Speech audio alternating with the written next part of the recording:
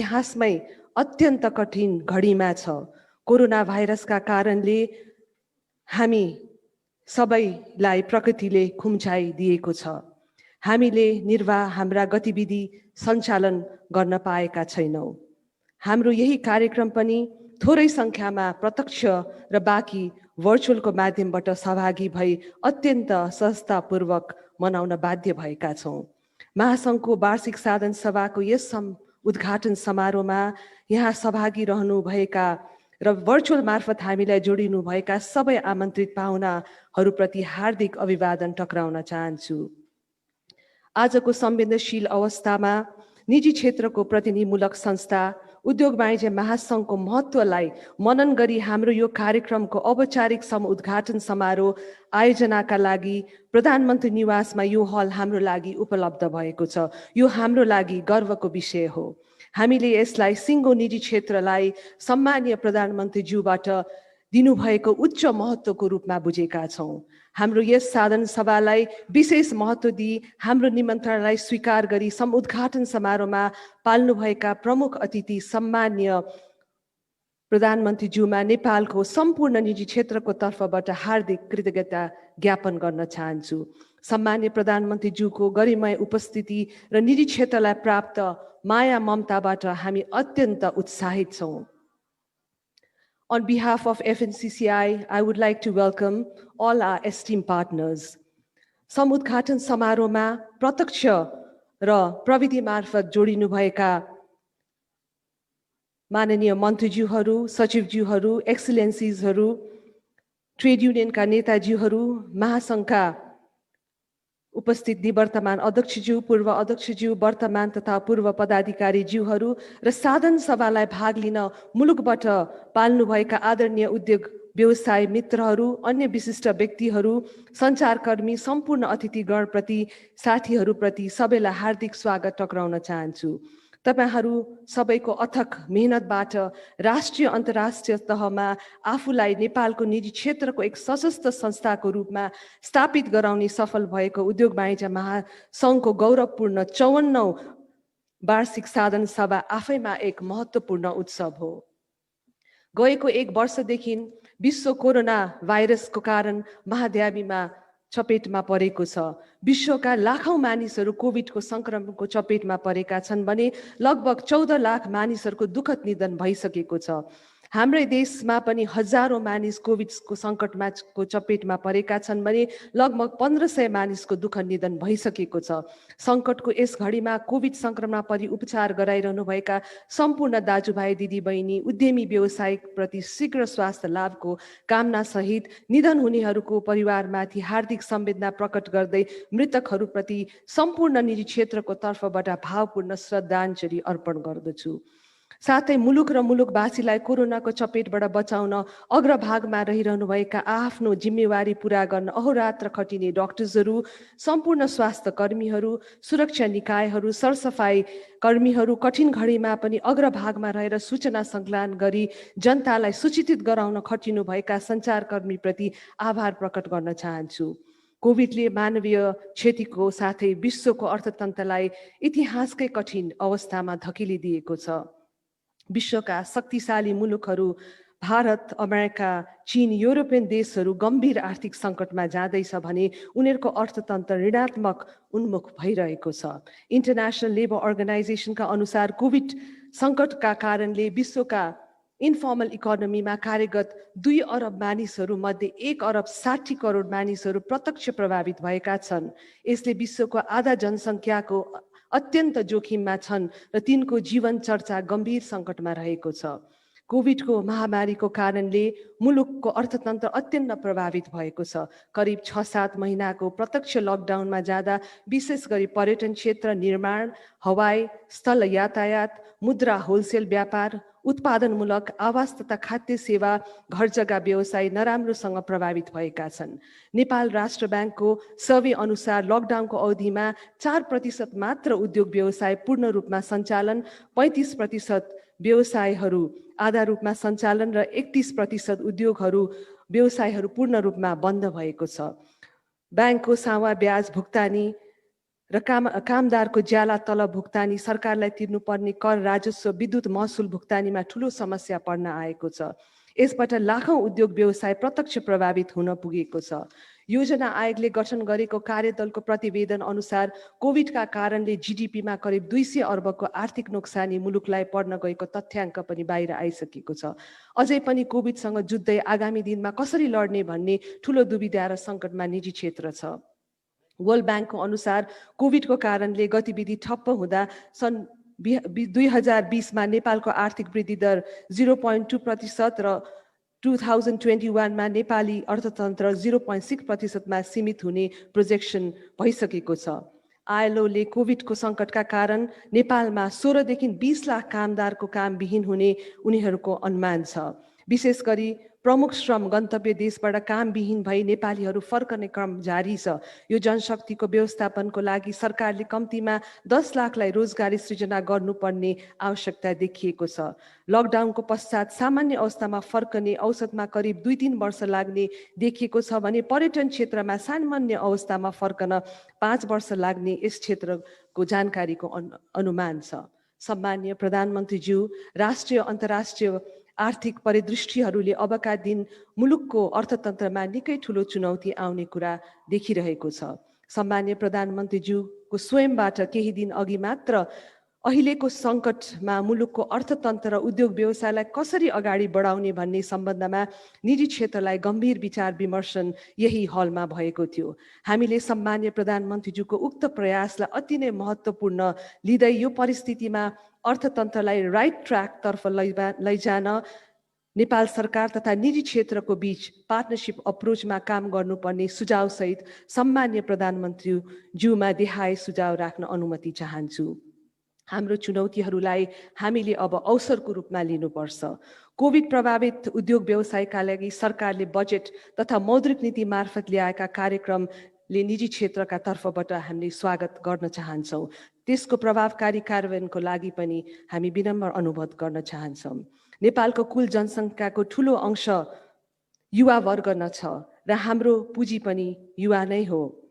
Human रिसोर्सलाई कसरी human क्यापिटलमा परिणत गर्ने भन्ने हाम्रो अगाडि ठूलो चुनौती छ। यही युथ पपुलेसन मार्फत मुलुकको समृद्धि सम्भव छ। तसर्थ हामीसँग रहेको जुन कम्प्यारेटिभ एडभान्टेज सेक्टर्सहरू छ, जलस्रोत, कृषि, पर्यटन, माइन्स एन्ड मिनरल, ऊर्जाको समग्र विकास मार्फत समृद्धि हासिल गर्न सरकार निजी क्षेत्रको संयुक्त सहकार्यको लक्ष्य बनाएर अगाडि हामी बढ्नै पर्छ। उद्योग व्यवसायको प्रबन्धनको दक्ष र सिपयुक्त जनशक्ति आजको आवश्यकता भएकोले उद्योग वाणिज्य महासङ्घले पनि उद्योग व्यवसायको आवश्यक अनुसार सिपयुक्त जनशक्ति तयार गर्ने कार्यलाई सुरु गरिसकेको छ र सरकारबाट जनशक्ति विकासमा विशेष जोड दिने नीति तथा कार्यक्रम ल्याउन आवश्यकता देखिएको छ।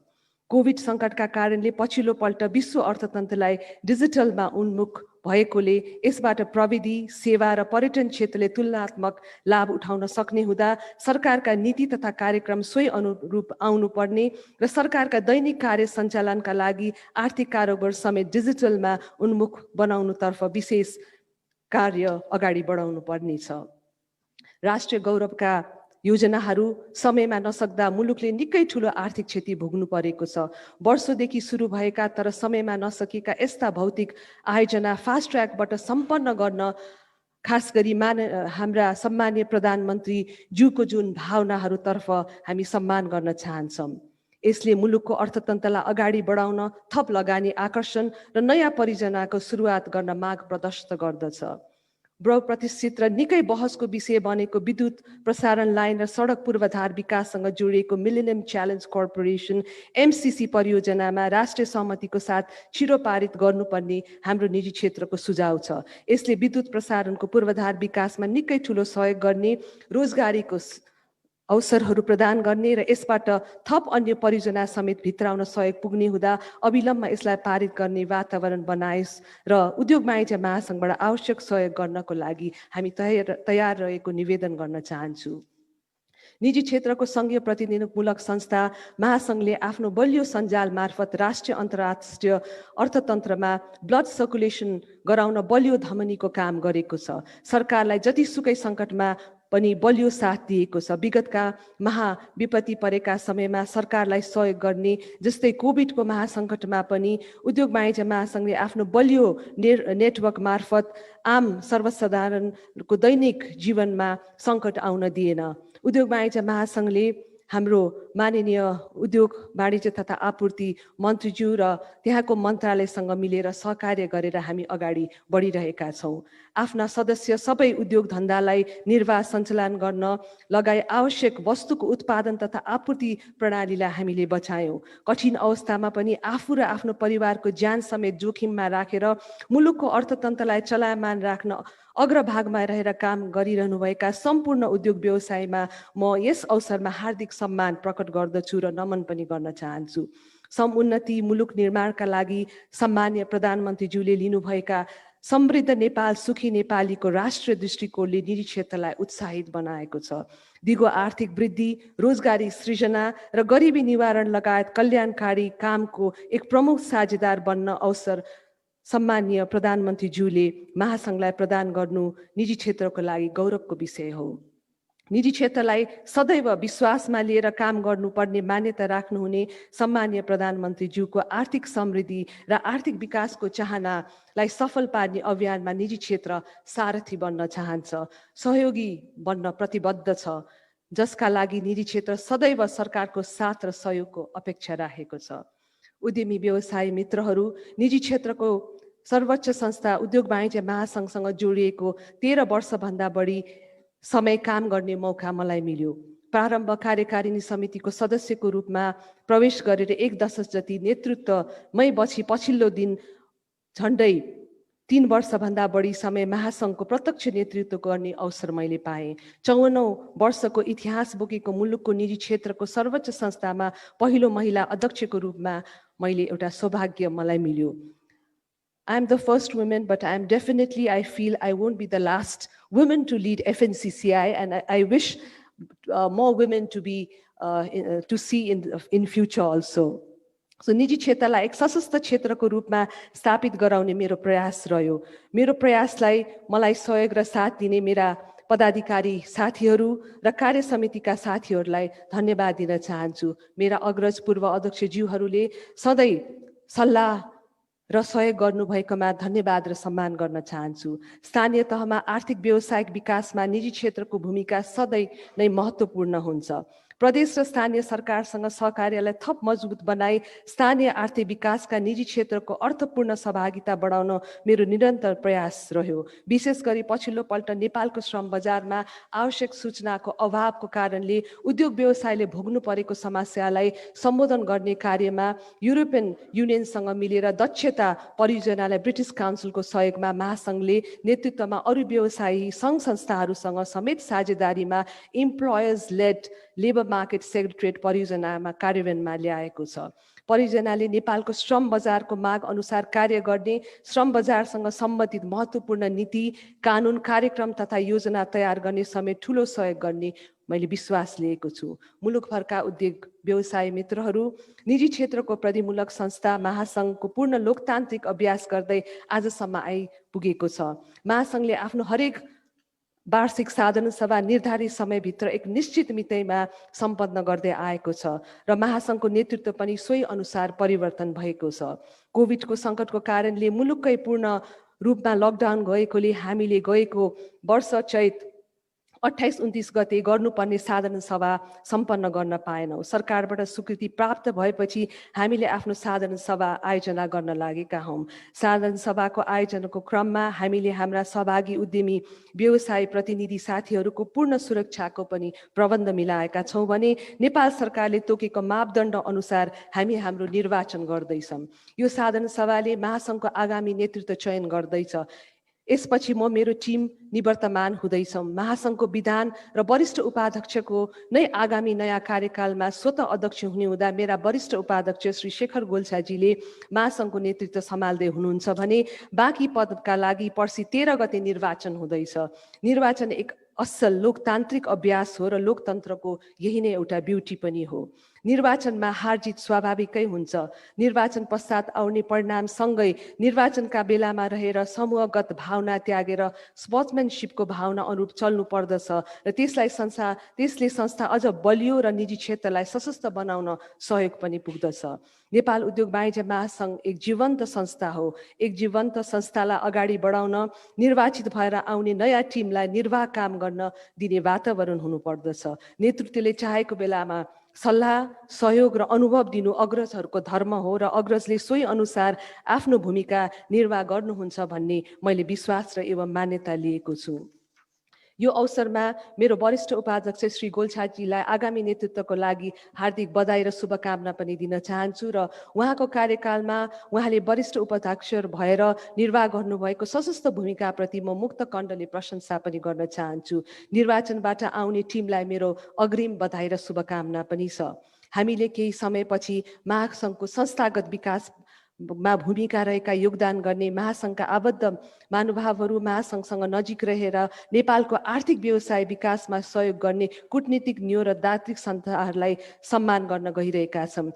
केही सञ्चारकर्मीहरूलाई पनि हामीले सम्मान गर्छौँ र आज सम्मानित हुनु भइरहेका सबैलाई हार्दिक बधाई दिन चाहन्छु र तपाईँहरूले गर्नुभएका सेवामा अझ बढी उत्तीर्णता पनि गर्नुहुन्छ भन्ने पनि अपेक्षा गर्दछु। उपस्थित महिला तथा सज्जनवृन्द, महासङ्घले दशैँदेखि नै नेपालको अर्थतन्त्रलाई टेवा दिनुभएका राष्ट्रिय तथा अन्तर्राष्ट्रिय साझेदारलाई मिलेर कार्य गर्दै आएको छ। महासङ्घले नेपाल सरकार सहित विभिन्न इन्टरनेसनल अर्गनाइजेसनहरूसँग र विभिन्न एम्बेसिजहरूसँग जस्तै भारत, चीन, अमेरिका, जापान, जर्मन र अन्य मुलुकका दूतावाससँग पनि उद्योग वाणिज्य महासङ्घले विकासका लागि सहकार्य गर्दै आएको छ। यस अवसरमा विकासका लागि सबै साझेदारलाई हार्दिक धन्यवाद ज्ञापन गर्दछु र अब हाम्रो साझेदारलाई महासङ्घसँगको सहकार्यलाई अझ प्रभावकारी बनाउन पनि आह्वान गर्दछु। कोभिडका कारणले तपाईँहरूसँग प्रत्यक्ष शुभकामनाका शब्दहरू आदान प्रदान गर्न नसके तापनि प्रविधि मार्फत तपाईँहरूलाई सँग साथै हुनुहुन्छ। कार्यक्रममा जोडिनुभएका जिल्ला नगर र वाणिज्य सङ्घका, वस्तुगत सङ्घका, दुवै राष्ट्रका उद्योग वाणिज्य सङ्घका मुख्य प्रतिनिधि साथीहरू र एसोसिएट कम्पनी उद्योग प्रतिष्ठानका प्रतिनिधि उद्यमी व्यवसायी साथीहरूलाई यस महासङ्घलाई अझ सशक्त ढङ्गबाट अगाडि बढाउन तपाईँहरूको नेतृत्वदायी भूमिकाको अपेक्षा गरेको छु। वार्षिक साधारण सभालाई शालीन तथा सभ्य रूपमा सम्पन्न गर्न तपाईँहरूलाई विशेष सहयोग र भूमिकाको पनि अपेक्षा म गर्दछु। अन्तमा निजी क्षेत्रको नेतृत्वको हैसियतले मलाई सम्माननीय प्रधानमन्त्रीज्यूबाट निरन्तर साथ, सहयोग र सल्लाह र हौसला प्राप्त भएको छ। निजी क्षेत्रको नेतृत्वमा रहँदा सम्मान्य प्रधानमन्त्रीज्यूबाट पाएको त्यो स्नेह र सदाशयताले मलाई निरन्तर अगाडि बढ्न बलियो ऊर्जा प्राप्त भएको छ। त्यसका लागि सम्मान्य प्रधानमन्त्रीज्यूमा हृदयदेखि म आभार प्रकट गर्न चाहन्छु। नेपाल उद्योग वाणिज्य महासङ्घको सचिवालयका कर्मचारीहरू जसले मलाई मेरो कार्यकालमा अहोरात्र खटेर सहयोग गर्नुभयो, कोभिडको महामारीमा पनि सचिवालयमा आएर आफ्नो जिम्मेवारी पुरा गर्ने साधारण सभामा कसरी खट्नु भएको उहाँहरू सबैलाई हार्दिक धन्यवाद दिन चाहन्छु। काठमाडौँको जाडो निरन्तर बढिरहेको छ। सबैले आफ्नो आफ्नो स्वास्थ्यको ख्याल गर्नुहोस्, स्वास्थ्य सुरक्षाका लागि पर्याप्त सावधान अपनाउनुहोस् र तपाईँहरू सबैलाई सुस्वास्थ्यको कामना सहित सबैलाई म फेरि एकपटक स्वागत पनि गर्न चाहन्छु। Lastly, I would like to acknowledge our esteemed partners, Indian Embassy, French Embassy, ILO, British Council, GIZ. In fact, it was a great pleasure working with you all, and we are looking forward for the same kind of partnership in future also. Please stay safe and stay blessed. Thank you.